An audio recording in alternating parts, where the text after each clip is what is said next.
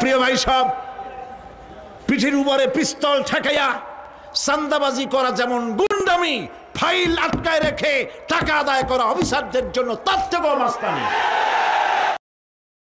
German থেকে এক কৃষি বিশেষজ্ঞ এসেছিলেন বাংলাদেশে, শুনেছিলেন এটা নাকি সোনার বাংলা। তো কেমন সোনার বাংলা দেখে আসি। তারপরে বাংলাদেশ ঘুরে টুরে দেশে গিয়ে রিপোর্ট করলো যে দেশটা সত্যিই ভালো, কোনো সন্দেহ নাই, কিন্তু চাষ হয় 3টা গরু দিয়া, সামনের 2টাও গরু, পিছনেরটাও গরু। গরু বলল কেন পিছনটারে? এই জন্য বলেছে এমন সোনার মাটি, মানে মাটি এত ভালো, জমিন এত ফার্টাইল, এত উর্বর, যে থেকে সায়েন্টিফিক প্রসেসে তারা কৃষি উৎপাদন করতে পারে না। কারণ সব মূর্খ লোকেরাই চাষাবাদ করে, আর শিক্ষিত লোকেরা বসে থাকে কবে একটা শেয়ার পাবে, আর কলমের গুতা দিয়া গভর্নমেন্টের টাকা চুরি করবে।